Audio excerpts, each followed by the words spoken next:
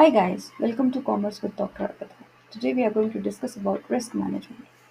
Now, what is risk management? So basically, it is identifying all kinds of potential threats to an investment, to a company, or to a firm. Imagine you're a captain of a ship and you are going through some unknown waters which you don't know, but you have some measures like maps, radars, and safety measures. Now that's what risk management is all about. So now, since you have such tools and such measures, so you can go in the waters just smoothly. Okay, so that's what risk management is all about.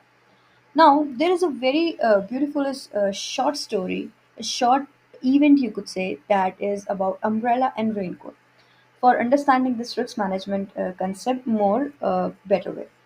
Just imagine that you live in a city where it rains so very frequently. Okay, so for example, any coastal city, Kerala, Bangalore, or any other city, Goa.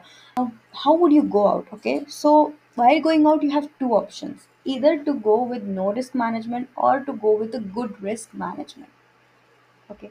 Now, option number one, no risk management means you are neither taking raincoat or umbrella with you. Option number two, good risk management. You are taking umbrella with you and wearing a raincoat while you are going out. Now let's see what happens to both these options. Option number one, in case of no risk management where you are not taking any either of the umbrella or the raincoat, so if it rains, you will definitely get soaked in water, right? But if you are carrying it, option number two, if you are carrying both, then obviously you're protected from the rain, right? And you don't get wet. So that's called a good risk management. Now you have mitigated the risk. Mitigation of risk, that we will discuss in our later slides. Now, with this, I hope that concept of risk management is clear to all of you. Let's move on to the top 10 FAQs related to the term. Question number one: what are different types of financial risk? Now, financial risk basically involves four types of fundamental risk. Market risk is all about market fluctuations, inflation, impact of inflation, GDP rise or low on the stock commodity prices. Credit risk basically involves the risk of a customer making a default on the payments. Operational risk involves the day-to-day risk on in a company, like it could be due to a theft or a fraud or some maybe um, software issues. Liquidity risk is all about those kinds of instruments which cannot be easily liquidated. Okay, like sometimes it is very hard for some stocks or some derivatives to get converted easily. So that's what liquidity risk is. Moving on to question number two: what are the key steps in risk management process? Well, there are four basic steps. Step number one, risk identification. So first of all, we are going to identify what kind of risk a particular company is facing.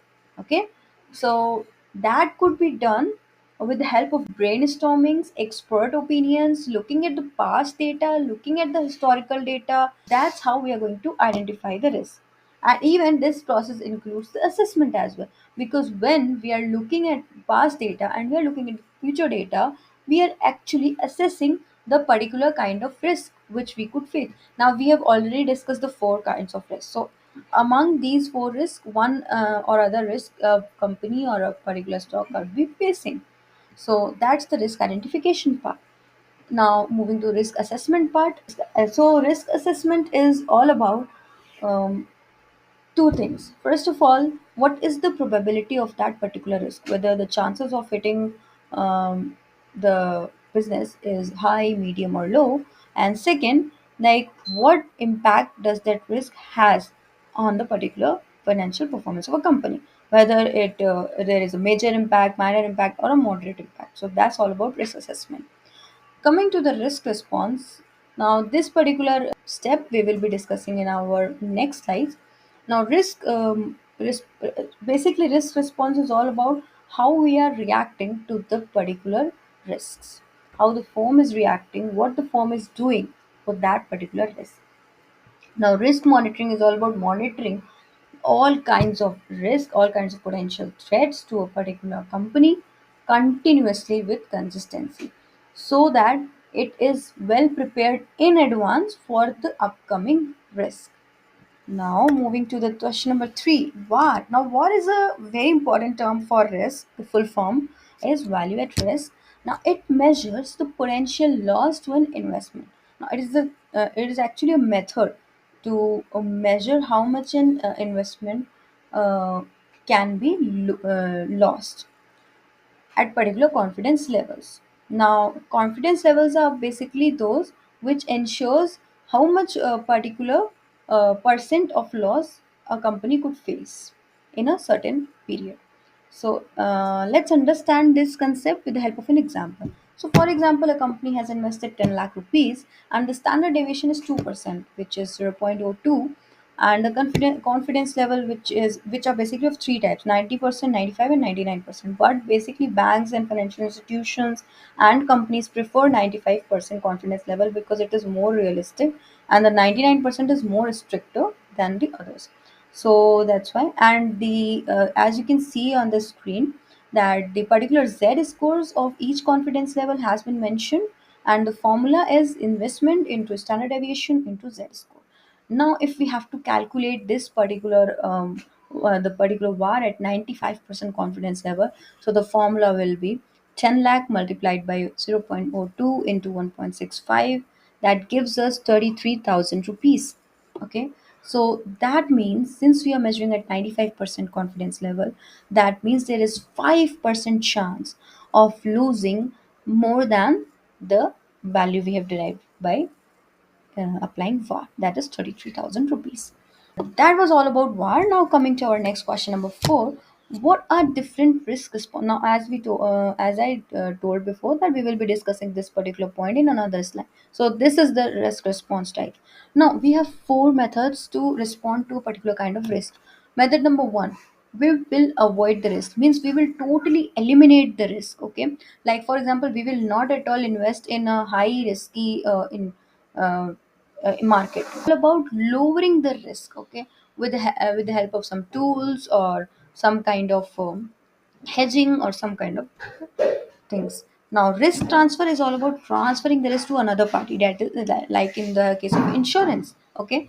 Now, if something happens, insurance company pays us the amount. Risk acceptance means accepting whatever the environment is around us and then going in accordance with it.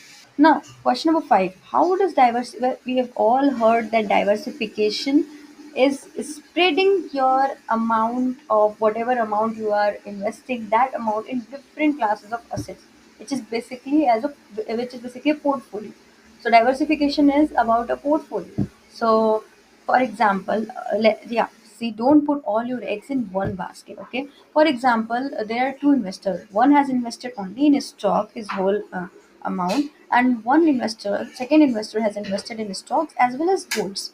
Now what will happen in case of a decline on market or in any emergency or any kinds of fluctuations, that in case a stock prices fall and the gold prices is still rising, so the second investor will still gain that the because although his stock prices, he has lost in his stock prices, but his gold is risen, so he has not lost as compared to the person who invested his full amount in the stocks. So that's how diversification helps in risk management. Coming to question number six, difference between systematic and unsystematic risk. Now, systematic risk is something that affects the entire market, okay, and it cannot be avoided, but it can be hedged away, okay. And unsystematic risk is something which is basically company specific risk, okay, and it can be diversified away by investing in various kinds of assets. Now, in systematic risk, what happens is it is basically the market risk, like the inflation or the impact of GDP. So, inflation not only impacts a single company, right, guys? It impacts the whole market. Whatever companies are there in the market, all the companies will be impacted by inflation, by interest rates. The same ways, that is an example of systematic. But unsystematic risk is basically if a particular company has changed some of its policies or changed some of the prices of its stocks or something, then that is basically a company specific risk. So that is an unsystematic. Now, moving on to question number 7, what is insurance?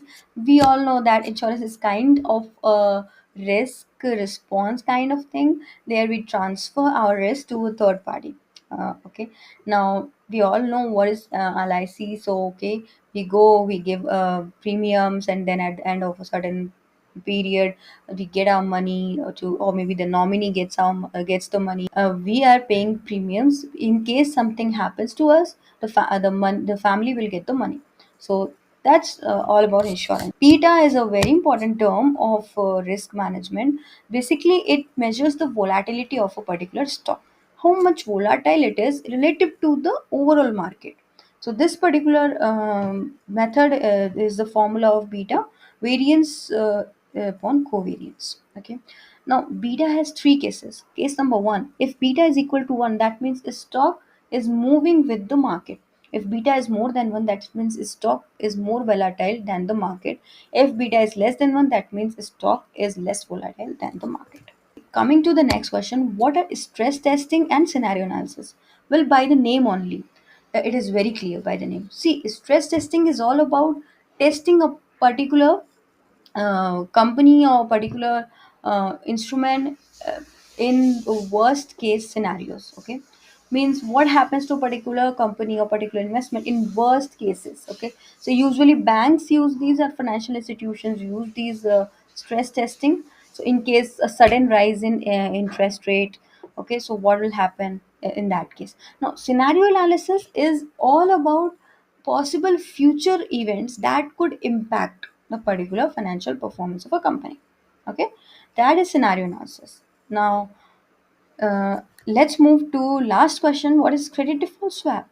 An investor, which is the buyer. Okay, now buyer pays regular premiums to the seller. So in case the buyer defaults on its payment to the bond or to the loan, then what happens that the seller will compensate the buyer. So that's about the credit default swap. These were all the 10 most top 10 FAQs. Now, coming to the case study part where we can use this particular concept of risk management is in disaster recovery plans, credit risk management, portfolio diversification, supply chain risk management, insurance. Okay, so that's all from my side, guys.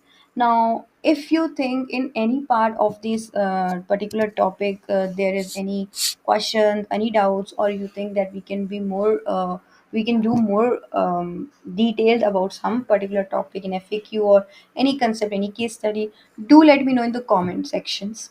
And if you think that this video was helpful to you, just like, share, and subscribe it. Don't forget that. And thank you so much for watching this video, and see you in the next video. So till then, bye bye, take care.